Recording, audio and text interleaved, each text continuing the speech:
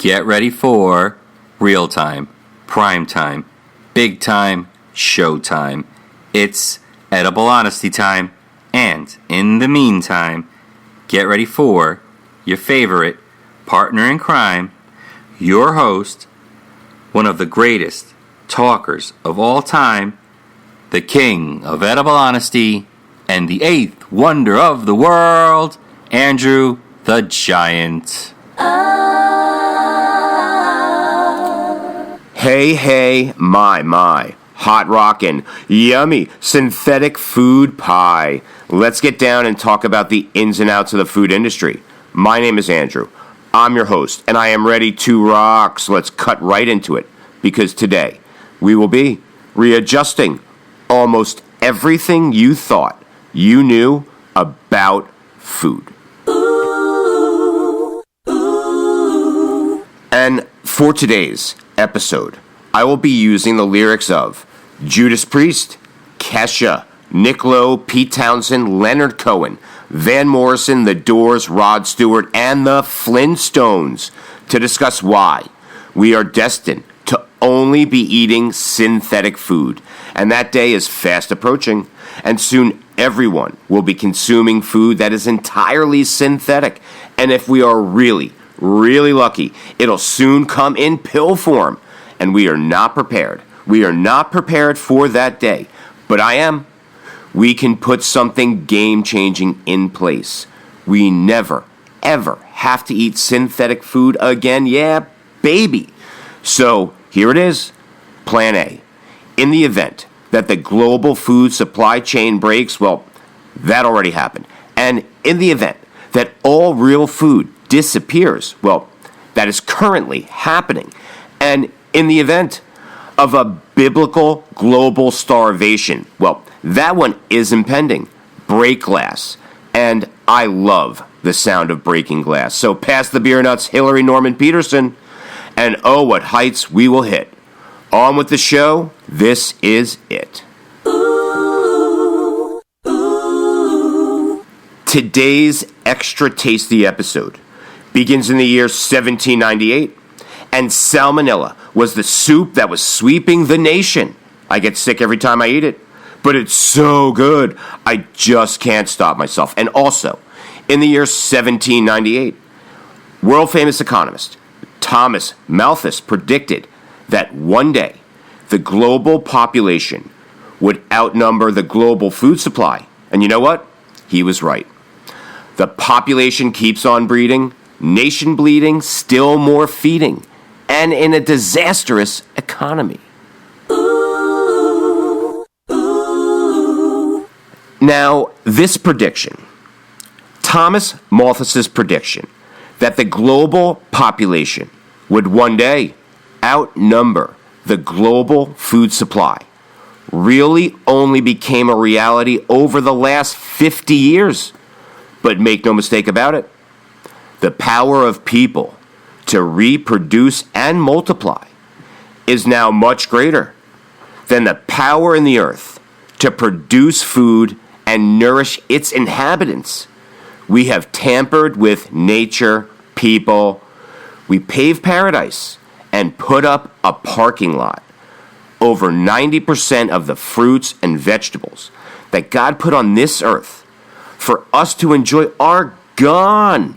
Wait, are they missing? Perhaps we could send out a search party. No, they are not missing. They're past tense. They're dinosaurs. They do not exist. So, yabba dabba doo. Flintstones, meet the Flintstones. They're a page right out of history.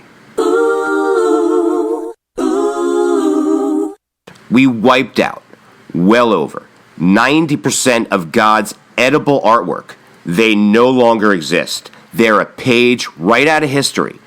And I have a sneaking suspicion that God is pissed. And when God gets pissed, he simply says, "You want to play rough? Okay, say hello to my little friend, global famine." And we messed up big time. And biblically speaking, a biblical famine always follows. Or let's phrase it another way. Everywhere that Mary went, the lamb was sure to go. So, oh no, Some heads are gonna roll. We are down to eating just 12 plants. That's all we eat. That's all that's left. That's all, folks. And no one seems to notice. And no one seems to care. But they will. Because those 12 edible plants that we rely upon for human nourishment could be drastically reduced to just 5 edible plants. And over the next 5 years, if we aren't incredibly mindful. Wait, did you just say that another 5 edible plants will disappear in the next 5 years? I did. 5 to 1, baby. 1 in 5. No one here gets out alive. So the real question becomes, how long is that banana? Is that the man that disabled an unmarked police car with a banana? How long has this been going on? Seriously, how long? Before the next biblical famine? How long will the 12 plants that we rely upon for nourishment and food remain in existence? And how long before we are all forced to eat a new, yummy protein called Soylent Green? But wait, Soylent Green is people. So I eat people up, breakfast and lunch. And when I'm thirsty, I drink their blood. Carnivore, animal, I am a cannibal. The Horrors of Soylent Green, a movie about a world where real food no longer exists and the masses are left with nothing to eat except people, is seriously way closer to reality than we think. So someone pass me a leg. Hot legs, wearing me out. Hot legs, you can scream and shout. However, governments around the world have known this for over 50 years. That this planet will run out of its resources, and starting with real food. But they opted to not act. Call it hubris, call it whatever you want, but I bet you'll be calling it Soylent Green soon, because the United States government could have opted for a plan of immediate action. Like my Plan A, which is to ensure the future of all real food for multiple generations to come, by creating a series of food towers in every city and every town in America until every city and every town can independently supply and nourish every person in America with fresh, just picked, real food. The goal of every city in America should be to eradicate food insecurity within their own walls while simultaneously saving the existence of real food and putting the world back to its natural order. You know, where the power of the earth to produce edible plants and nourishment for its inhabitants greatly outnumbers the power of people to procreate and multiply. That's what makes the creation of these municipal food towers, these first edible mile farm food towers, so critical. The lack of nutrition that mars all American communities and the home economics that now plagues every town and city in the United States could be cured in a pen stroke, because the pen is mightier than the sword. Every person is me. Every person is you. I can't tell you what you're supposed to do. You've got to live by the pen, because it's mightier than the sword. Van Morrison. Oh no, Joe. Say it ain't so. It's so, kid. The United States government will never fund your Plan A because it makes way too much sense, and it would help too many people. And it hands too much power back to the people. But there is no doubt the government has already made up their mind. They're going with the last edible mile, the final solution, Plan Z. Exterminate all remaining real food. Initiate the hyper-processing of all food until everything is entirely synthetic. People, stop hurting people. Now, I've heard there was a secret chord that David played and it pleased the Lord, but you don't really care for music, do you? It goes like this: the fourth, the fifth, the minor falls, the major lifts, the baffled king composing Hallelujah.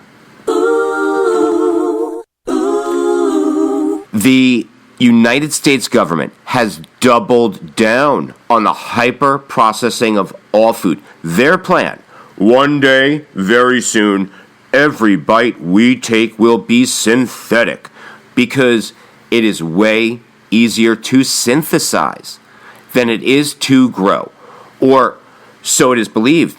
But they are not factoring in the climate-controlled, indoor, vertical farm food towers that we can place in every single municipality, in every town, city in the United States. So I'm politely asking all the politicians out there to stop the edible synthetic madness.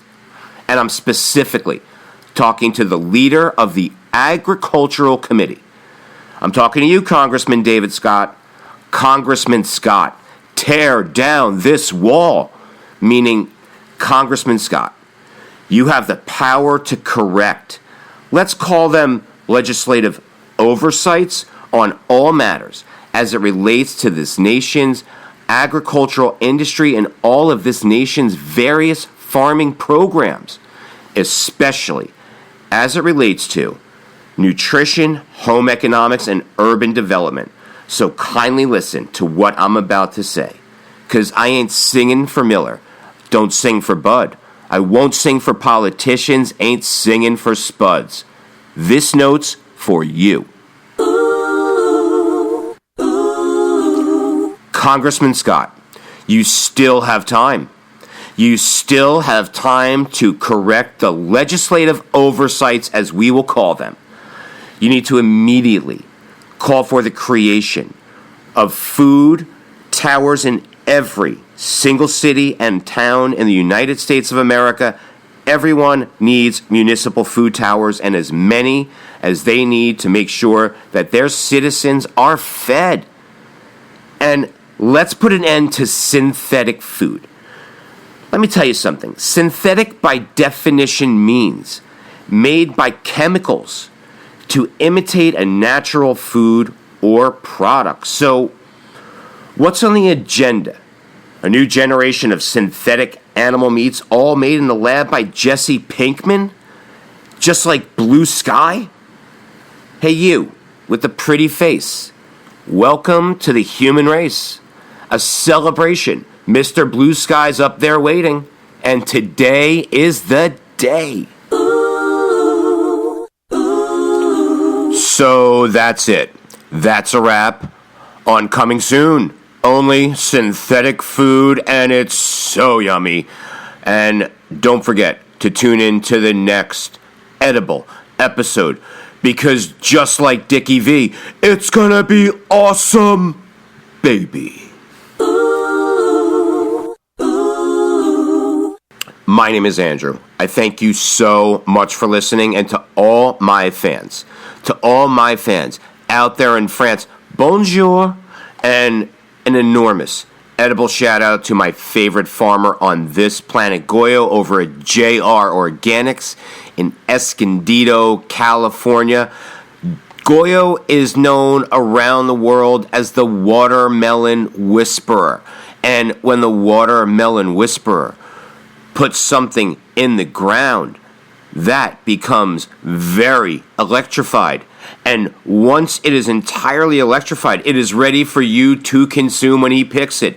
And right now, if you live in San Diego, Orange County, or even Los Angeles, go see Goyo, get to JR Organics, get yourself 1, 2, 3, 4 boxes of edible electricity a week. Get yourself 8, 9, 10 every 2 weeks, so long as you are constantly consuming edible electricity. And I am getting all of your emails and comments, and thank you. And don't forget to give me a 5-star rating on Apple Podcast and Podchaser. And no, I'm not signed by any media outlet yet, but History Channel, Food Network, Cooking Channel, Comedy Central, Cartoon Network, Foodable, Martha Stewart, whoever else. I'm available. So get in contact with me and let's work out a deal and get Edible Honesty what it deserves. A syndicated platform. So get ready to tune in for the next episode for more Edible Honesty. Same edible time, same edible station.